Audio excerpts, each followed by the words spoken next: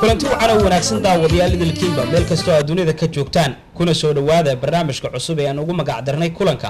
oo toddobaadkiiba mar aad ka daawan doontaan telefishinka caalamiga Universal xarunta uu ku leeyahay magaalada Hague ee dalka Holland. barnaamijkani waxa uu ka koobnaan doonaa laba qaybood. qaybta hore waxaanu ku eegi doonaa hadba qodobka aan u aragno in toddobaadkaasi uu u baahan yahay in aanu la gorfeyno qofka aan u garano inuu toddobaadkaasi mudan yahay inaan ka wareysano marxaladda aanu doorbidno inaan ka hadalno. halka qaybta dambe ee barnaamijka aanu ku soo qaadan doono xubin aanu ugu magac darnay ila hadal oo ah mid lagu kubcinayo aqoonta afka Soomaaliga iyo dhaqanka dhalinta Soomaaliyeed ee qurbaha iyagu ku weynaatay amaba ku kortay. barnaamijka toddobaadkani waxa marti iigu ah aqoon-yahanad Soomaaliyeed oo si weyn ay u garanayaan in badan oo kamid ah bahda aqoonta u saaxiibka ah ee Soomaaliyeed. waa Sahro Axmed Kooshin oo iyadu ah la taliyaha dhinaca waxbarashada ee wasaaradda waxbarashada ee dawladda maamul goboleedka Puntland sidoo kalena ah wakiil dhinaca horumarinta haweenka iyadu u qaabilsan. Sahro waxaan ugu horeyn aan jecelahay inaan ku soo dhaweeyo barnaamijkeena kulanka iyadoo aan guda gali doono markaasi kadibna wareysiga dhinaca waxbarashada ee wasaaradda waxbarashada ee deegaanka Puntland. Sahro ku soo dhawow telefishinka Universal. بسم الله الرحمن الرحيم واكو سلامي عبد الولي السلام عليكم ورحمه الله وبركاته انت مقليس انت داوانيسو وسلاميا aad baan u faraxsanahay in maanta aan ka qayb qaato barnaamijkan ku magacaaban kulan oo adigaad u tahay madax waxaan rabaa halka inaan ka salaamo oo mahad weyn aan u celiyo runtii deeqaya siin geelle oo ahayd qoftii igu casuuntay barnaamijkan oo aan maaragtay ay fududeystin halkan aan imaadana maanta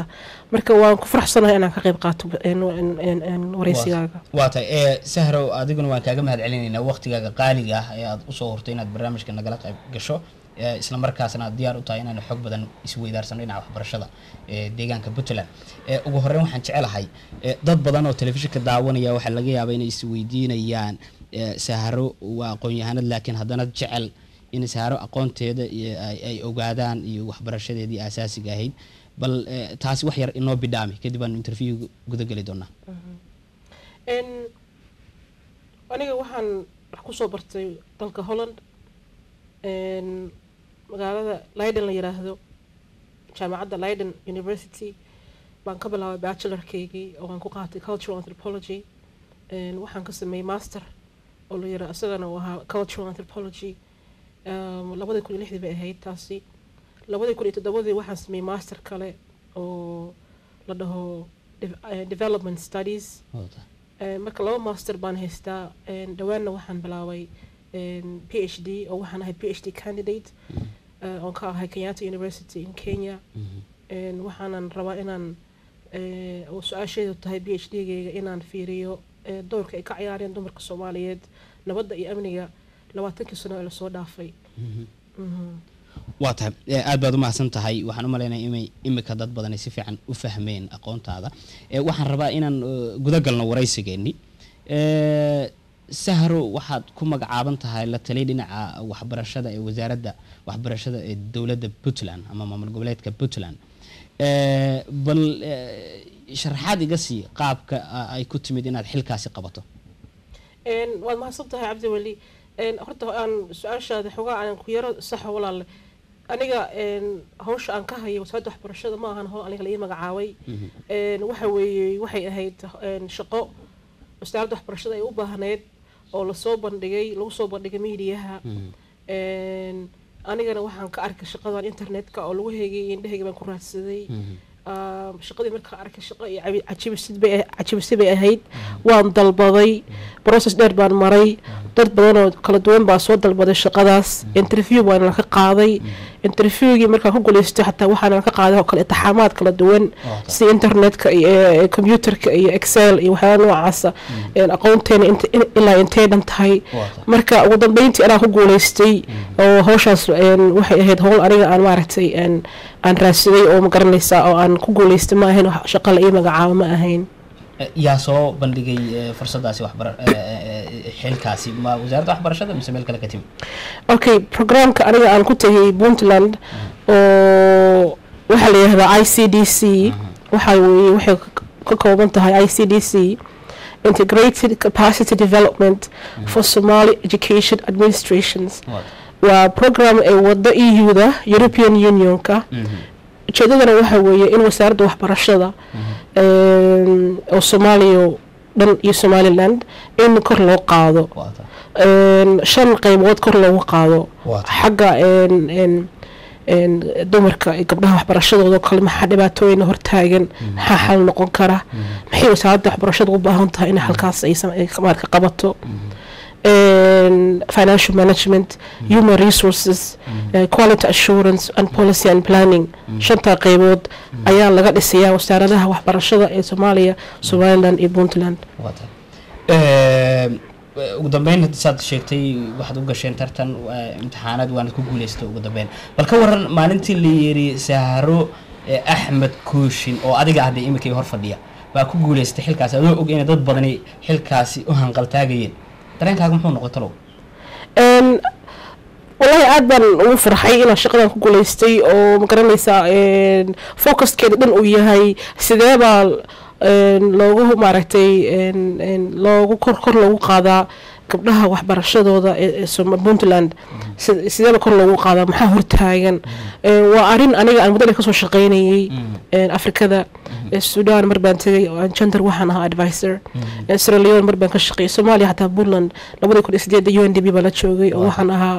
gender and human rights officer marka genderka waxaan ka shaqeynay muddo dheer marka aad baan ugu farxay waayo waxaan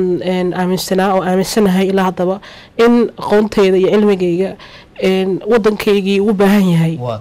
marka dalkayga inaan ku noqdo dadkayga aan caawiyo farxad weyn bay ahayd waa runta qof waliba markii uu qurbaha ku raago dalkiisa hadana uu fursad uu ku caawin karo inuu aad u farxayo bal Sahroy waad ogtahay dalka aad ka timidooda hadana ku guuleysata markaasi inaad tartanka u gasho xilkaas inaad ka qabato waa dal Soomaaliya ah waa dal burbur ka jira dhowr 20 sano maxaa ku sawirmay isla markii xilka lagu yiri waad ku guuleysatay inaad tiraado 1 iyo 2 iyo 3 ba u baahan isla markiiba inaan wax ka qabto fikrad ahaantaada aniga fikrad يعني meelo way jireen aan u maleeynay in xal noqon karo laakiin of course programka iyo problemka jiraato in ogaaday ay noqotay marka waxa muhiim ah marka meel tagaysid inaad qotahay qof open minded ah aad la tagin agendahaaga iyo programkaaga waxa muhiim ah inaad dadka kale oo la shaqeynayso aad respect gareysid aqoontooda baahidooda aad dareentid marka meeshii aniga aan tagay waxa isku taxaluujiyay aniga iyo teamkaygaba أنا هرت تيم سمين النقطة أنا جي تيم كيجبا إن مقارنة عن فهنو لبعض تعالى أو شرطة إلا أنت اللي اكتهاي إن إلا حجابي كتشدا بولا وين تهاي قبل هذا كل الدول محا لبعضوين كانوا عيبيين مسكو مدبا إن ربوا يدا كل الدول إتشران أو هيدا كل الدول يسوق قري لا درتان أو كهل يحبر الشدي قبلها يحبر الشدو مرون بقى كلوش كي جارين اللي هي دقن كده هرتاجن أو دقن كده لبعض تقوى مرون بقى أو ما أيدير كاس أنا كو قبله بشقة بالله مسا critical thinking baan sameynaayo reportkii baan criticize gareynaayo anaka baa horta kow cilmi baaris sameynaa marka anoo fikrad noocaas wada meeshii tagay runtii gender department baan sameynay wasaaradda waxbarashada ma jirin gender departmentigaas xafiis baan sameysanay qalab baan sameysanay team baan sameysanay oo kaliya ka shaqeynaya horumarinta gabdhaha iyo waxbarashadooda maxaa dhib ah oo ka haysta sidee baan kor loogu qaadi karaa waa tahay tan laftigeeda aan gabdhaha aan kasii hadal leh waxa xilka aad haysa xagga dambe ka raacsan had iyo jeer in aad dhinaca horumarinta haweenka iyo waxbarashada gabdhaha aad qayb lixaad leh ku leedahay waa hadaba waxaad ii sheegtaa habka aad u wajahdaan arrintaasi waliba waxaan arkayay report aad siisay ama warbixin aad siisay jaaliyadda wadanka ku nool Holland gaar ahaan maalinaad shir ku qabatay magaalada Leiden in 186 gabdhood ay fursad waxbarasho aad u hesheen arrintaas iiga waran sidee hadaad fursado waxbarasho u heshaan xitaa gabdhaha ugu biiqaamisaan oo u kala gaarsiisaan وارنتا horta numberka exactly wuxuu ahaa 186 marka taasi fiican baa u sheegtay waad u xasuusataa numberkaas gender departmentiga wasaaradda waxbarashada wuxuu ka shaqeeyaa kaliya oo loo sameeyay sidee baa gabdhaha waxbarashada kor loogu qaaday ka bacdi markii la soo arkay in gabdhaha waxbarashada ay ka hooseyso number ahaan tawiilasha marka wasiirka waxbarashada mudane Cabdi Saciid Faarax Juxa wuxuu u arkaa inay tahay muhiim inay tahay priority weyn u tahay in gabdhaha waxbarashada kor loogu qaado marka waxyaalaha aan sameeyno departmentiga waa gender department aad u weyn waxaan ka qabanaa wadanka oo dhan waxaan ka qabanaa waxyaalo badan oo kala duwan waxyaalaha aan qabanaa waxa kamid ah marka ugu horeysa cilmi baaris baan sameynay oo dhibka jira muxuu yahay gabdhaha age group kay way primary ba secondary school ba ma jaamacadaha waayo waxaan akhrinay report dhahaya gabdhaha waxa hortaagan dhaqanka laakiin taasi dhaqanka kaliya gabdhaha ma hortaagan waxaan soo ogaanay in dhibaatooyin kale ay jiraan oo xagga iskuulka waliba u badan yahay saad u ogtahay Cabdi Weli gabdhaha Soomaaliyeed gabdhaha aad u xishooda weeye maasha Allah gabdhaha xishood badan weeye marka waxaan soo ogaanay in gabdhihii markii iskuulka ay dhigtaan oo kale u baahdaan musqusha in musqushii iskuulka badankood ay yihiin laba musqul oo tawiilasha tan gabdhaha isku dhow yihiin oo isku dhigan yihiinba darbi baa u dhaxeeya oo half ah marka security ahaan iyo safety ahaan waa dangerous gabdhaha qatar bay u arkaan dhinaca hygiene iyo sanitation aad buu u xun yahay gabdhaha iskuulkii ma ahayn mid gabdhaha baahida la saaxiib ah marka waxaan soo ogaanay inay muhiim tahay in gabdhaha loo sameeyo qol ka baxsan musqulaha oo qolkaas leh meel gabdhaha ku tukadaan meel ay ku sheekaystaan oo barsado kala ah oo ay ku tukadaan meel yar oo miis iyo kuraas leh iyo library loo sameeyo ku bartaan iyo musquliyo gadaal ah gabadha marka meesha galaysa marka lama ogaanayo in gabadhaasi musqul u galayso ay u tagayso salaad ama ay ku soo cunayso quraacdeedii marka taasina waxay ahayd in dhaqankii la fahmo waxaana taas sameyn kara oo kaliya qof dhaqankii fahansan afkii fahansan wixii dareemkii dareemaya waliba qof dumar ah ma sameeyeen hadaba sida hadaba sheegaysid waxyaabahaas daruuriga ay u baahan yihiin waa sameeyay iskuulaadka badan hada afarta magaalo Qardho Galkacyo Boosaaso Garowe ayaa laga sameeyay waana pilot project buu ahaa inaan hada fiirino waxa ka shaqeynaya ma yihiin marka iskuulaadka noocaas waxa la dhahaa girl friendly spaces waana arin genderka hoostimaad genderka wuxuu ka hadlayaa runtii waxa weeye genderka waxa weeye ragga iyo dumarka baahidooda kala duwan tahay marka haddii baahida la daboolayo si laba hab oo kala duwan ayay u baahan tahay in baahidaas loo daboolo marka waxaan jiray Cabdi Weli gabdhahaasi markii isku u baahdaan in ay sugaan ilaa laga baxay iskuulka ama gurigii u lugeeyaan tagaan isdib u soo noqon marka taana oo kale aan sameeyay gabdhihii xataa documentary ka sameeyay YouTube aad ka heli kartaa gabdhihii waa la wareysanayaa waxbarashadooda korba u kacday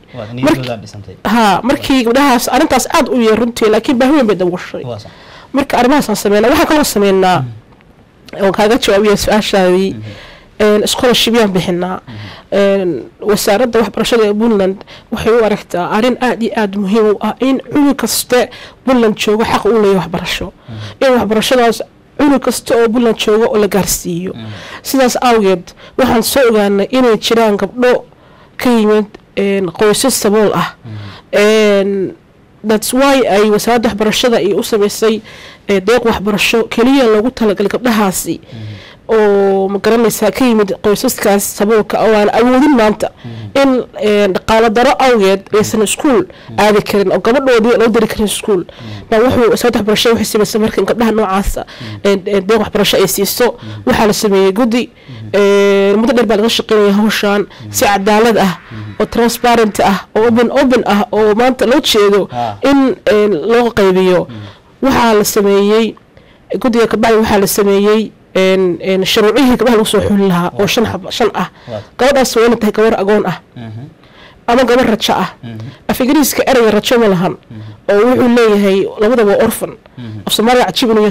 saas ka ogow gabadhaas inay tahay gabar curyaan ah ama 6 aan dhinan yacni complete ahayn in gabadhaas gabar curyaan ah waa mid naafa ah handicapped ma ahan mentally handicapped physically handicapped because mentally handicapped wuxuu banta waxbarasho u gaar ah in gabadhaas ay tahay dadka soo barakacay oo kale way xaq ba u leeyahay in la siiyo waxbarashadaas ugu dambeyn qoysas waxaa jira reer buna u dhashay laakiin ayaga tabtad aad u yartahay waa la yaqaanaa waa la ogyahay waa la tilmaami karaa dadkaas xaq bay u lahaayeen markii la fiiriyey su-aashii aan isweydiinay guddi ahaan oo aniga aan amuliya hawshaas waxay ahayd maxaa laga bixinaya gabdhahaas maxaa laga bixinaya school fees kaliya yani iskuulka lacagta laga bixiyo oo iskuulka lacagtiisa waxaa laga bixinaya uniform waxaa laga bixinaya marka wax kaste oo arday u baahan karo ku jirto xataa boorsada iskuulka ku aadayay buugaagtii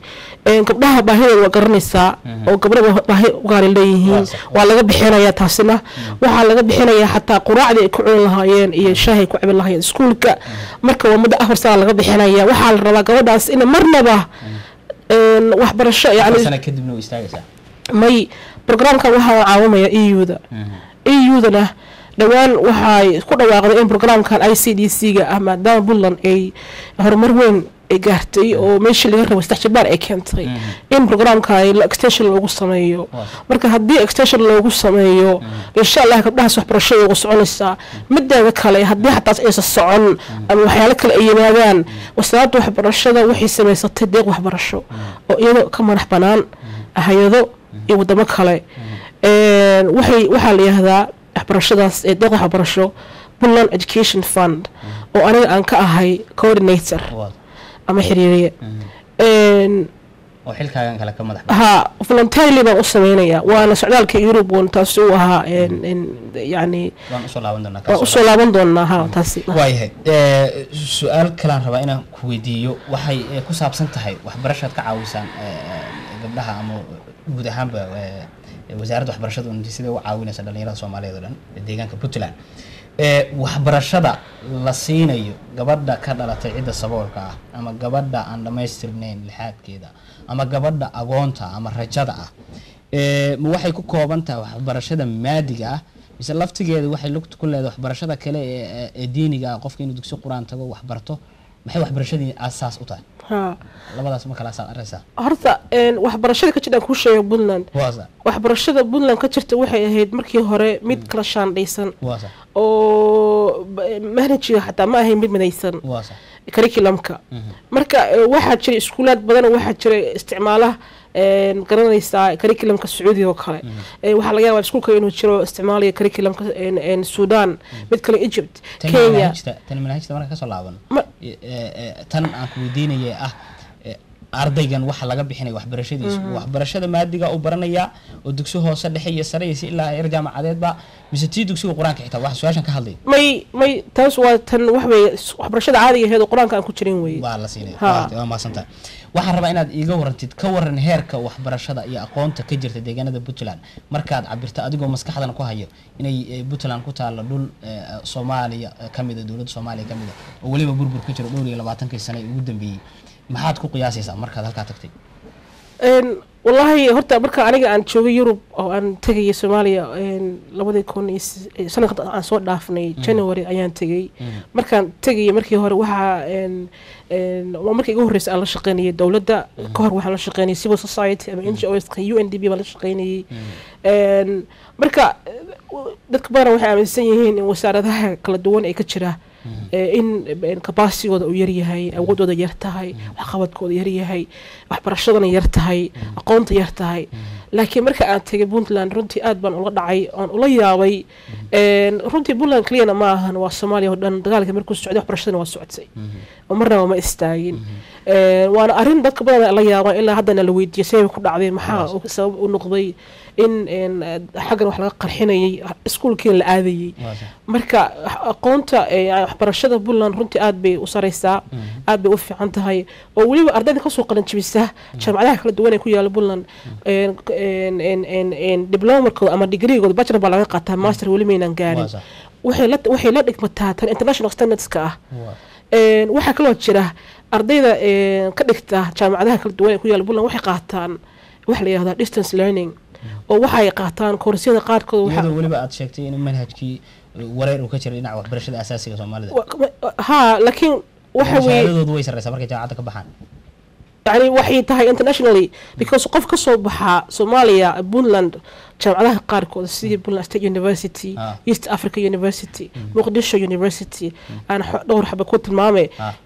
kuwaas qofka dad ka soo baxa way u fududahay inay master ka sameeyaan Afrikada kale waana aragnay dad dibadda tagay soo sameeyay master ayuu bachelor-kood Soomaaliya ka soo qaatay wata oo fududaatay luqadda ayaa dhibaysa markii qaarkood laakiin luqadina waxay maaragtay waxay qaataan koorsi kale oo waxaa jira arday waxaa jirta ka tagay Puntland oo la siiyay deeq waxbarasho oo anakii aan wali amantar gareynayno arno progress-kooda siduu yahay horumarkoodii marka jaamacadaha aan ku waday waxyaalaha ardayda waxay ka bartaan waa online qaarkooda oo waxa laga yaabaa ma garanaysaa professor jooga Minnesota ama New York ama meel lamid ama India inuu siinayo maadadaas marka waxbarashada hoose dhexe sare waa mid aad u sareysa waxay la tamayaan East Africa jaamacadaha ku yaalo kala duwan East Africa yani bariga Africa jaamacadaha ku yaalo kala duwan ayay la tamayaan waxa kale oo jirta Cabdi Wadawaan waxa lagu dhawaaqay Soomaaliga inuu yahay afafka ugu waaweyn oo lagu hadlo East Africa sidaas awgeedna waxa la yiri oo lagu dhawaaqay in Soomaaliga uu ka mid noqdo maadooyinka la bixiyo laga bixin doono East Africa marka dhawaan waxaan tagnay shirka dhacay Hargeysa oo lagu hadlayo sideeba waxbarashada lagu bixin doono af Soomaaliga oo maadaama la yiri af Soomaaliga hatta East Africa maca Kenya ardayda joogta oo Kenyaanka ah qaataan af Soomaaliya maadaama ha u qaateen sidee kor lagu qaadaa maadadaas la siin doono sidee ahaan doonta buugta la qoraya shir noocaas ayaan tagnay marka xataa waxa ku yaala ma garanaysaa discussion noocaas ka socda Puntland oo waxbarashada af Soomaaliga ah sidee kor lagu qaadaa quality-geeda ma garanaysaa marka arrimahaas kale ayaan ka shaqeynaa rabaa inaan wax ka weydiiyo tan gudaha waan u soo laaban doonaa imika waxaan wada joognaa waddanka Netherland kulli waa dad ku nooshahay waa degan tahay isaan filhayo socdaal badan baa bariyahan wadamo ka tirsan qaaradda Yurub aad ku tageysay maxay socdaalladaasi salka ay ku hayeen وما صدق عبد ولي سؤال شاذ وسؤال very current وانا reason كان صوبته أنا هذا عن يوروب أنا ويمي أنا تشوفه ما أنتنا يسوي تقول النقطة أنا مارتي ورئيس كان قليه شو أما إليه لت وساعد واحد برشة بولند ما دام أي يودا يكون واحد إني إتهاي success story أما best practice وحلي يراهدو أيان ayay wasaaradda waxbarashada waxay u aragtaa inay muhiim tahay in adduunka la ogeysiiyo la fahansiiyo la tusiyo la maqashiyo wax qabadkaasi muxuu ahaa maxaan ku ilaahdaa sidee u sameyseen marka waxaan sameynayay waxdagelin ama awareness raising baan ka sameynayay Yurub waxaan tagay Holland oo hadda aan joogaa aan ku soo laabtay kabacdi waxaan tagay Sweden waxaan ka tagay Norway dhowr magaaladood waxaan ka tagay ugu dambeyntii Ingiriiska waan ka tagay 3 magaaladood ujeedadooda 3 qayb bay ahayd mid waxay ahayd awareness raising dadkeena tusiyo fahansiyo maqashiyo aan dhaho waxaan qabanaa hawshan qabanaa taas waa mid labaad Puntland Education Fund dadkii inaan tusiyo wax uga sheego waayo wasiirka iyo wasaaradaba iyo anagoo dhan waxaan u aragnaa waxbarashada inay tahay waxyaalaha ugu waaweyn ee waddanka dadka bedela fakarkooda wax qabadkooda aabaha Allah u naxariistay wuxuu oran jiray waxbarashada waa xishood waxbarashada waxyaalo badan bay ka daynaysa ka hor istaagtaa qofka wax yaqaan waxyaalo badan choices badan buu leeyahay adduunka uu sameyn karaa ugu dambeyn aqoon la'aan waa iftiin la'aan marka waxbarashada ومهم وحنا إن أربع بدن سكول كتغان وحبرشدينا أي كقيب قاتان بارنا وسارهان سداس وأنا سداس أوجد أيان مالك ماشي عن تجربة وحن دها waxaa sameynay assessment baan sameynay cunug maanta jooga Puntland muxuu u baahan yahay qarash ah in jaamacad uu tago in secondary school uu tago in primary school uu tago termkii 3 bilood 4 bilood meeqa muxuu u baahan yahay transportkiisa cuntadiisa buugagtii boorsadii school feeskii kaarkii wixii dhan baan sameynay ma garanaysaa marka meel kasta aan tago taasaan sameynay oo waxaan lahaa waxa la kaga baahan yahay inaad ka qayb qaadataan horumarkan inaad ka qayb qaadataan waxaan rabnaa inaan ilaa 1,000 ama 2,000 كما سي في عن أربعي إن أفضل وسارد أهان إن أي وحبرتان وحنا مثلنا هي هدي كومبيتيشن ودعوه إن كواليتي وحبرشدنا يكروا قاد مسوي وحنا ماني كومبيتيشن وحنا ماني عنك استوحوا ليها أنا أكيد غاتو أنا بسوي كوبين متشرا وح كم ضح بنان وزارة وحبرشدة أم حيل كأن أو عدو عد شخصيا عد قبضته عد كقبضة دولكي ديجنا البتلان أما ها ويشران waxaa jira arrimo badan aan ku jiro oo aan ka qabto shakhsi ahaan u qabto waxyaalaha aan qabto waxaa ka mid ah oo hadda aan ku mashquulsanahay in la sameeyo laga sameeyo Puntland waxa la yiraahdo happy parks arrintan runtii waxay u dhalatay ka bacdi markii aniga aan u guuray Puntland oo aan arkay gabar yar baan leeyahay oo markaas jidhay 6 bilood waxaan jeclaystay gabadheed inaan geeyo meel hadda waa 1 sano iyo 2 sano ku dhowdahay in aan geeyo meel ma garanaysaa ay ku ciyaarto caruur kale ay isla ciyaaraan meel xanaanada ama caruurta oo kale ama meel ay ku ciyaarto qalbihii xataa marka aniga guriga uma dhax sameyn karo mid yara waa u sameyn kara laakiin waxaan rabay wax weyn oo ma garanaysaa ha sidaas awgeed waxaan ka sameynaynaa hadartaan laga bilaabo Garowe wajiga galkacyo iyo Soomaaliya dhanba ilaa Muqdisho waayo marka arinta halka aan soo bandhigay dad badan baa xiiseynaya dad badan baa wax balan qaad sameeyay oo hada container baa ka laga rarayo waxaan ka rarnay alaabo badan arrinta ku ciyaaraan way foogiye ku jira wax kasto caruur u baahan yihiin oo meel yar park ku ciyaaraan taasina waxaan rabnaa inaan farxadda caruurta aan kor u qaadno aan weynano happiness-ka inuu bato aad iyo aad marka insha Allah taasaan ku tax jirnaa oo ah topic runtii loo baahay soo tahay markii la sameeyo reconstruction la sameynayo ama planning waa in caruurta laga fikiraa waa sax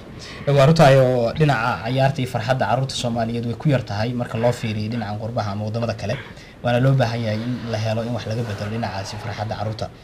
su'aasha ugu dambaysan rabay inaan ku weydiiyo waxa weeye su'aal adiga ku gaar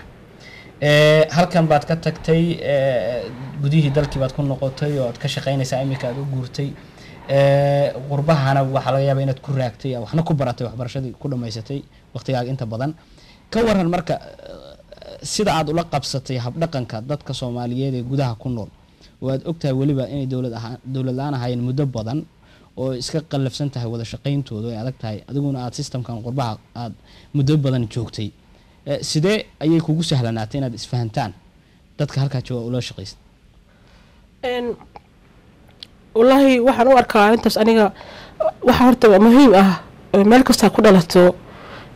meel kasta ku korto waxa muhiim ah inaad dhaqankaagii iyo diintaadii iyo afkaagii mar labaad ka tagin waxaan aaminsanahay haddaad intaas aad ka tagin in dadkaagii aad isfahmi kartaan oo dhinaca luqad ahaan ama dhaqan ahaan aad isfahmi kartaan aniga waxaan ahaa qof markii hore inta ka dhisnayd oo waa runtaayo qof waxaan ahaa qurba joog ahaayo markii hore qurbaha wax badan joogay ka bacdi waddanka ku laabtay Soomaaliya waxaan u maleeyaa inuu okay yahay fahmi karta inkastoo dhowr eray fadhiis aan ku soo tuura ma sha Allah ma xasabtahay aad baan faraxsan taas maqlo garanaysaa waa runtiina wuxuu lahaa waxaan ahayd arin buugay qalin baa u qaatay Soomaaliga يعني شعيل أو قو أوجيس dhalinyaro badan baan ku soo arkay Yurub إلى نرويج إلى السويدن أو مقارنة ساف سومالي كلومي أو مركز أودي سيد حياة هاي كلها وحنا هاي أنا النرويج بنا هاي أما السويدش بنا هاي لكن دليل ناس وحا هيستوحى هذا culture crisis and cultural identity conflict بكتير تاس لما بدنا مرنا والسويدش أو ما totally accepted ما مرنا والسومالي like السومالي مقارنة يودك يمتجن ما فهم سنة أرن ها مركز عن لا أتوقع ملاها كهاللي مركز تي وحن كدري بنتجها أفكار جها كتجين دقنك جها كتجين وأيو هذا تودي كل نقطة وحن نقول سنة تجوال وقفته وذاك أسفهم ويسان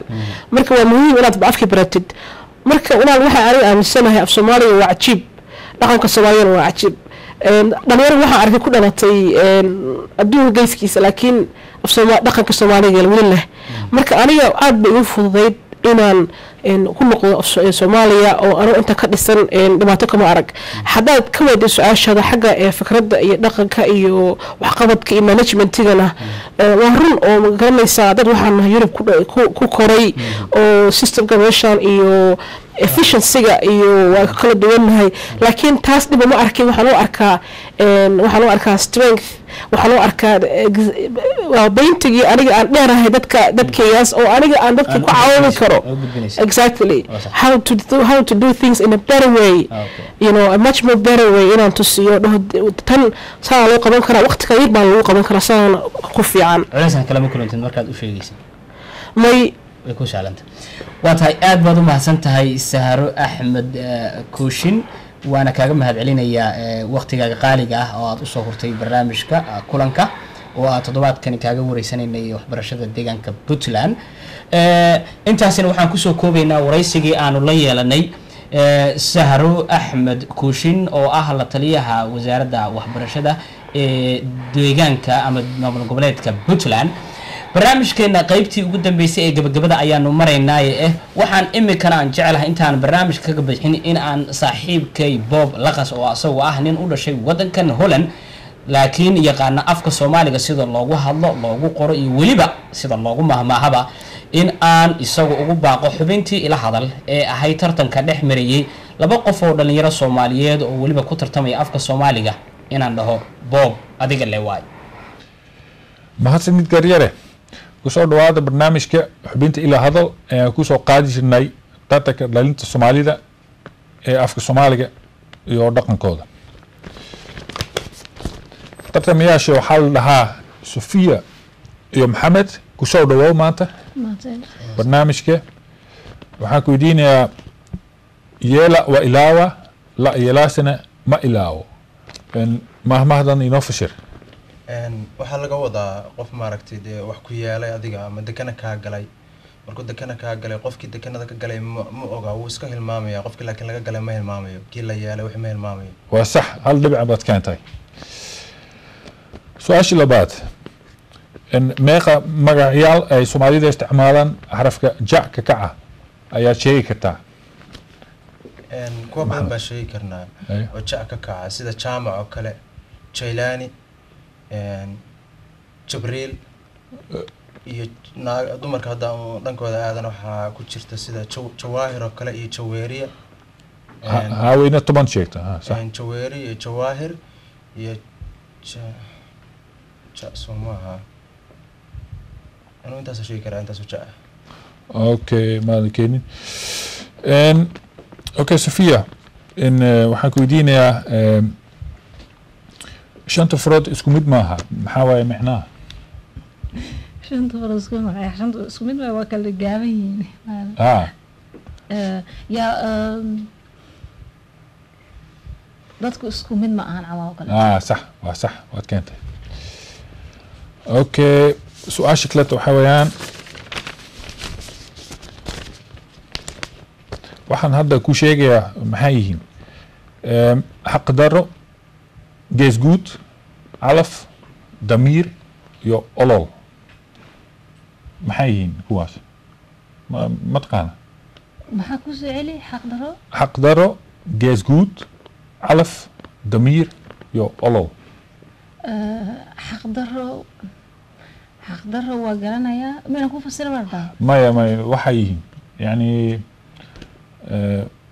okay haddaadan jawaabta aqoonin balse aad asaga u wareejin hal magac ku midaysan yihiin cuquba la yiraahdo Soomaa cuquba la isku yiraahdaa sida dad tiraahdi xaq darro wixii kale ما اساس maaha waxaa filmaan Soomaali ah weeyaan moogtaa de jawaabtaasan ka rabay okay su'aashii waxa weeyaan wiqiyad rodol iyo nus rodol maxay yihiin kelmadahaas maxay isla leeyihiin hadda Sofia loo wareejin wala ma waxay maxaasib okay ay adiguna sheeg waxaan malaynayaa waxyaalaha la miisaan loo isticmaalaa sida kale burka iyo maaragtay waxa la soo dhan waad keentay sax waay okay Soomaalida wadanka ay ugu badan yihiin waa wadankee Holland mise Denmark Denmark iyo Holland kaliya dan Yurub baan ku dhex jirnaa mise labada dal kaliya tartarsiinaa ka ku badan yihiin Yurub kan ka ku badan yihiin sheeg okay Netherlands ku badan yihiin waa sax saddexdan kelmadood hal macno baa isla leeyihiin usbuuc week iyo setimaan erey kale oo isku macnaa oo aan luqad kale laga iman ayaa jirto de asbuuc iyo setimaan toddobaad sax okay maxaa faruuraha labo kelmadood oo isla macnaa sheeg faruuriyo bushimo dibno صح صح waad keentay saddexda wadamada ay Soomaalida ugu badan yihiin oo aan Afrika ama Asia ku oolin waa kuwee waa qaaradda America qoyga America ku badan yihiin Soomaalida qaarad lama rabo wadamada sida Mareykanka Canada iyo Australia ku badan yihiin aan Asia Africa iyo Europe ما وين صدح شيكتا صدحوا وكليا معناها اسفهن قارد افريقيا مركي اسيا laga saar inta kale ku badan yihiin Soomaalidu macna in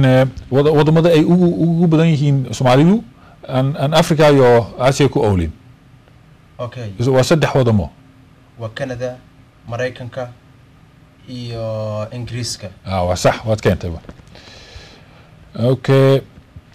in dhig ama dhaqo qabyo badbaade isma qabato sheekadii filan waa maxay yihiin kuwaas kulay isaan filayo dhig ama dhaqo waa filan la sameeyo macnaha ka turjumaya naag la furaya maarta iyo fur macnaha laakiin badbaado iyo taasan ma fahmin kuwa kale ma garan karo okay adigu jawaabtu mu haysa may okay kuwana waa filmaan Soomaali ah weeyaan mugta okay haddaan ku dhaho gaariga iga jooji maxaa ka wadaa macnaha beenta iga jooji haddii صح waxaad sheegtay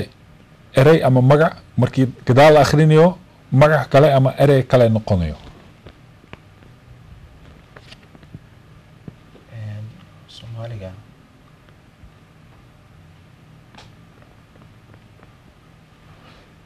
okay ma taqaanid okay sheeg bal adigu okay waxa weeyaan tusaale ahaan room waxay noqonaysaa nuur ereyga haat oo kale wuxuu noqonayaa daah okay maxamed Soomaalida wadanka ay ugu badan yihiin waa kee Australia mise Canada labadan markaad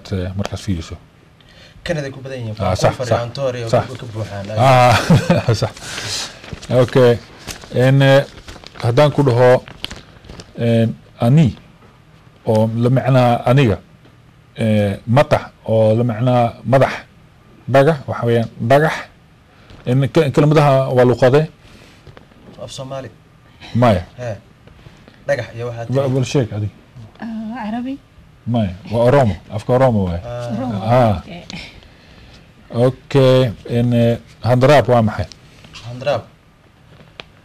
waa aqaan horta handraab waxa filayaa inuu yahay albaabka marka la xirayo baaqo lagu soo laabo صح khadalka صح okay waxaa magaca Soomaaliyeed afar xarfood ka kooban oo macnaheedu ka ah diamond ama diamond dahabna ma aha kulay waxay la tahay magac Soomaali soo maaha oo dheemaan week لولكا وقتها بروبلم لول صح راس كله ان اوكي صوفيا بش عس maxaa kale oo loo yaqaan بشعص in magac kale ay shito oo isku mid ah بشعص marka hore dhacay samee ما هذا شيء لان غير تعس صح اوكي ان قربك يقدر البح هدان كو يراهدو maxay noqon kartaa عقا wax ka day caraf maya ay sheeg garabka iga dhirbax ama garabkan kaaga dhirbaxaya maxay noqonaysaa micnaheedu isoo wax ii sheeg camal kale may okay okay su-aasha kale waxa weeyaan nin fanaaniinta ka mid ah oo rag ah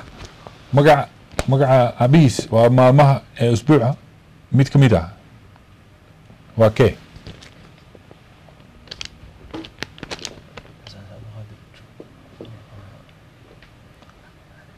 اوكي ما قلنا شيء سمع احمد علي عقال بان فيلم ما شيء qof oo abiis usbuuc la mid yahay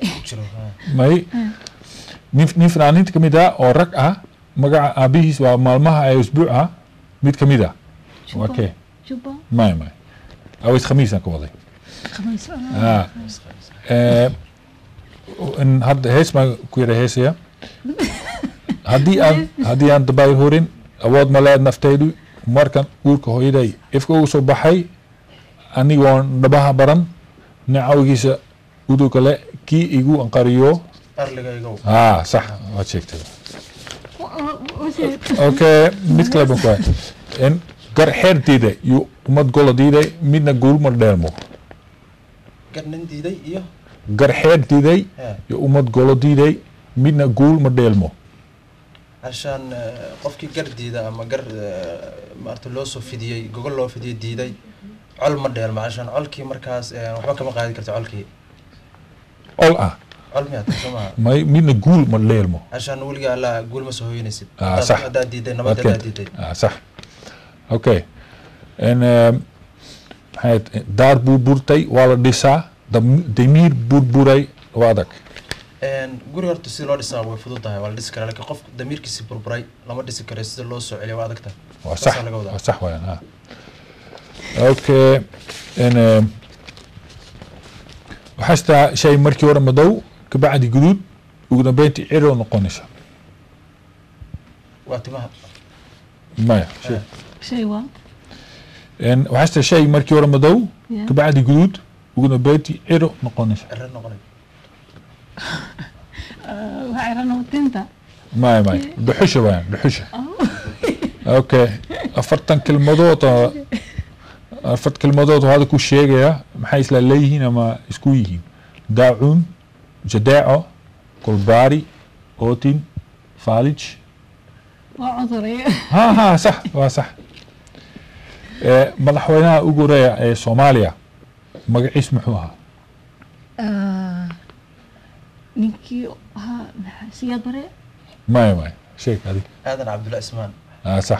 صح اوكي ان ماغول fanaanadii Soomaaliyeed oo Holland ku dhimatay fanaan waqtiga la joogo aan ay eedo u tahay magaciisa ninkaas hadri oday dhimatay macnaha Xaliim Khaliif Magool fanaanadii Soomaaliyeed oo Holland ku dhimatay fanaan waqtiga la joogo aan ay eedo u tahay magaciisa fanaankaas kana صح jacayl dheeg ma lagu qoray iyo beledweyne waa heeso oo ay qaadeen magool iyo xasan aada samatar yaa gabay ahaan huu soo qoray nin gabaya uu soo qoray magaciisa heesta waa gabay laga dhigay meekooda may gabaygiiba hees laga dhigay gabayga oo yaa haynaan ماي حدراوي ان laga bilaabo sanadkee ayaa af Soomaali la qoraa waxaan filayaa intuu siyaad barahaystay 73 meelahaas baa Soomaaliga la sameeyay qoraalkiisa laga taariikhdii ما تبعد سدحتي ما سنة كي سواء قرطان سكول بلا تبعد لبدي وين اوكي ان سيدي حيق الله حتى كنا كنا متقلان أنا سيدي برنامج كسره هرجليا إن سدباتنا أودعين أو مارت واحدة إن سيدي مارتي معناها وحبال ربي إن لها جاتشيو markaad dir wixii la hagaajiyo sidii ilkaas ku nabad geli lahaay marxa laga wadaa dhibaat dhibsus ugu dhacay qofkii صح ku habeeyo اوكي صفيا adigu waxaad keentay 4 dhibciyo waad ku maadsan tahay qayb kelmadada fadlan maxamed waxaad keentay 9 dhibcood waxaan ku leeyahay hambalyo maanta waad badisay amaasanta fadlan adaa mudan intaas waxa ku dhan xubintii ila hadalay barnaamijka kulan aan dib idinkugu celiyo saaxiibkeena Garyare waad maasantiin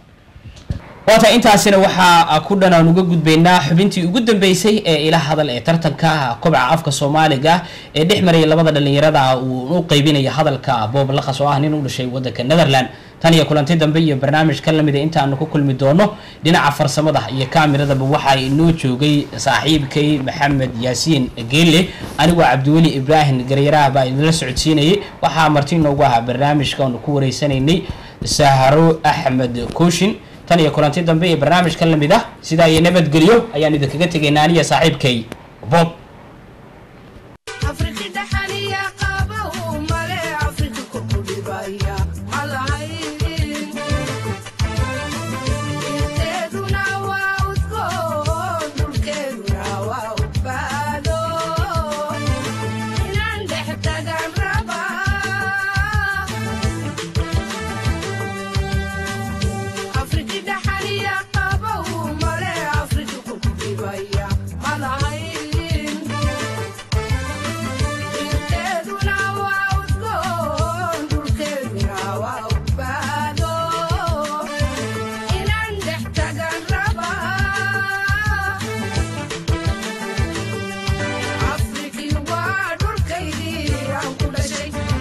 Africa,